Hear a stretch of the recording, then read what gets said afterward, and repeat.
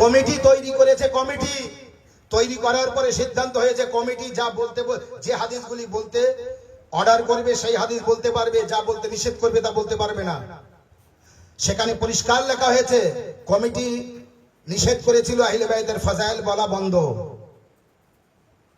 আহলে বাইতের ফাজাইল গুলি ওই হযরতে ওই সব দিকে নিয়ে যেতে, এর নামে ওর নামে আহলে বাইতের ফাজাইল গুলি তাদের নামে নিয়ে গিয়েছে। আর যে ফাজাইল গুলি হযরত মাওলা আলী বা পাক পঞ্চতনের নামে ছিল সেগুলি সব বন্ধ।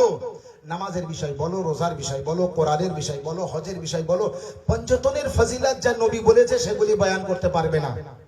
আর একজন ওই কথায় কথায় যে তলোয়ার তুলতো, ও কি করেছে, হাদিস বয়ান করার জন্য দুটো লোক খুঁজেছে, একটা ঈসাই আর একটা ইহুদি, একটা কাবুল আহবার আর একজনের নাম তামিমদারি। কাবুল আহবার, তামিমদারি, দুটো লোক, এরা মুসলমান না। এদেরকে ঠিক করেছে হাদিসের জায়গায় জুম্মার খুতবায় নামাজের আগে হাদিস ও কোরআন না পড়ে পুরানো দিনের পুরানো কিস্সা কাহিনী ও ঘটনা পড়তে হবে। মানুষদের ওই ঘটনায় মশগুল করে রাখতে হবে যেন তারা হাদিস ও কোরআনের দিকে তাদের ব্রেন না যায় আর হাদিস কোরআন তাদের সামনে না পড়া হয়। বড় পুরানো কিস্সা কাহিনী এবং ইহুদি, নাসারা, নজরান, বনি ইসরাইল এদের ঘটনা পড়ে পড়ে মানুষদের মশগুল করে রাখতে হবে, হাদিস আর কোরআন পড়া যাবে না। তাই দুটো লোককে ঠিক করেছিল, একটার নাম কাবুল আহবার, একটার নাম তামিমদারি। এই দুটো ব্যক্তি মুসলিম না অমুসলিম সব, এদের দ্বারাই জুম্মার খুতবা এবং বিভিন্ন জায়গায় জমায়েত করে পুরানো দিনের কিস্সা ও কাহিনী পড়ে পড়ে মানুষদের এমন ভাবে তৈরি করে দিয়েছে কিয়ামত পর্যন্ত এরা ওই শুনতে থাকবে আর নারে তাকবীর করতে থাকবে। সালাওয়াত আর মুহাম্মদ ওয়া আলিহি। এই হচ্ছে হাকিকত। আহলে বাইতের ফাজাইল একবারও পাবেন না। আহলে বাইতের ফাজাইল এ তো বন্ধ করা হয়েছে। ওই কাবুল আহবার আর তামিমদারি এদের কাছে আহলে বাইতের ফাজাইল ছিল না। এরা বড় কাহিনী পড়তে পারত, এরা পুরানো কিস্সা কাহিনী খুব জানতো, বিভিন্ন ঘটনা মানুষদেরকে শোনাতো। কিন্তু দেখুন আহলে বাইতের উপরে কিভাবে অত্যাচার হয়েছে, কতটা জুলুম হয়েছে, নবীর উপরে কতটা জুলুম হয়েছে। নবী যখন কারোর উপর লানাত দিয়েছে, এর উপর লানাত হোক, ওর উপর লানাত হোক, ওর উপর লানাত হোক। নবী আপনারা জানেন নবীর স্ত্রীগণ ছিল, আলহামদুলিল্লাহ মাশাআল্লাহ আমাদের আম্মা জান। তো একজন স্ত্রীর কাছে নবী দুটো গোলাম রেখে একদিকে চলে গিয়েছেন, এই রাখো আমি আসছি। নবী আসার পরে দেখে সে গোলাম দুটো সেখানে নেই।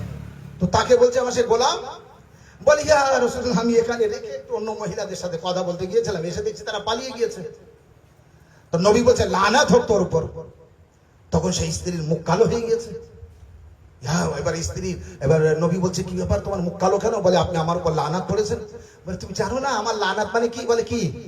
বলে আমি নবী তখন বলছে আমি আল্লাহকে বলেছি আল্লাহ আমি কখনো কখনো রেগে যাই, তো আমি রেগে যেয়ে যদি কারোর উপর লানাত পড়ি তুমি সেই লানাতটা রহমত করে দিবে। সালাওয়াত বলুন মুহাম্মদ ওয়া আলি মুহাম্মদ। এই ঘটনা আমি জীবনেও পড়িনি কেন আমি শুনিনি। এই বছর ক্লাস হয়েছে, ক্লাসের মাধ্যমে আমি জানতে পেরেছি, তারপরে আপনাদের সামনে বয়ান করতে পারছি। এই বহুত ঘটনা আছে, বাস আজকে এতটুকু। নবী বলছে আমি যদি কারোর উপর লানাত দিই তো সে লানাতটা রহমত। তো এর বিপরীত কি হবে? যদি কারোর উপরে নবী রহমত বর্ষিত হোক এটা বলে তাহলে এটা কি হবে? তাহলে ওইটাই লানাত হবে। আল্লাহু আকবার। কেমন কেমন মানুষ দেখুন, বিভিন্ন জায়গায় নবী যে লানাত পড়েছে বিভিন্ন লোকের, তাদের বাঁচানোর জন্য কি করেছে যে লানাতটা রহমতে পরিবর্তন করে দিয়েছে। আল্লাহকে বলেছে আল্লাহ আমি তো সাধারণ মানুষ, তো আমার কখনো কখনো রাগ হয়, তো আমি রেগে গিয়ে যদি কারোর উপর লানাত পড়ি, কারোর উপরে বলি তোর উপর গজব নাজিল হোক, লানাত হোক, তো আল্লাহ তুমি সেই লানাতটা রহমতে পরিবর্তন করে দিও।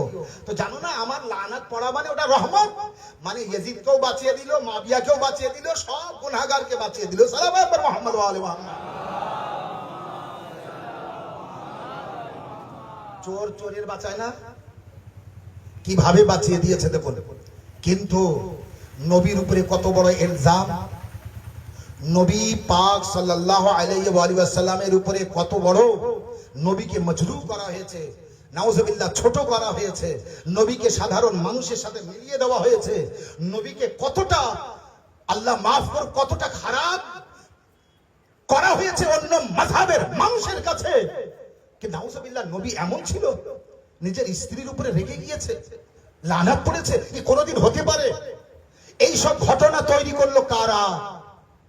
আরো আছে, বাস আমি শেষ করব, এরপরে আরেকটি জায়গায় যাব, সেখানে একটি মাইয়াত আছে, আমি যাওয়ার পরে মাইয়াত হবে, তাই আমি একটু মুসাই পড়ে মজলিসকে সমাপ্ত করবো, ইনশাআল্লাহ কালকে আবার হবে। নবীকে কিভাবে মজরু করা হয়েছে, ছোট করা হয়েছে অন্য মাযহাবের মানুষের সামনে। নবী পাক সাল্লাল্লাহু আলাইহি ওয়া সাল্লাম, আল্লাহ বলছে যাকে রাহমাতাল লিল আলামিন, আলামিনের জন্য রাহমত, সেই নবী আল্লাহ যাকে বলছে যে আমি নবী, তো মুহাম্মদ তোমাকে সৃষ্টি না করলে আমি কাউকে সৃষ্টি করতাম না, কায়নাতই সৃষ্টি করতাম না, সেই নবীকে এইভাবে ছোট করা ঠিক হয়েছে?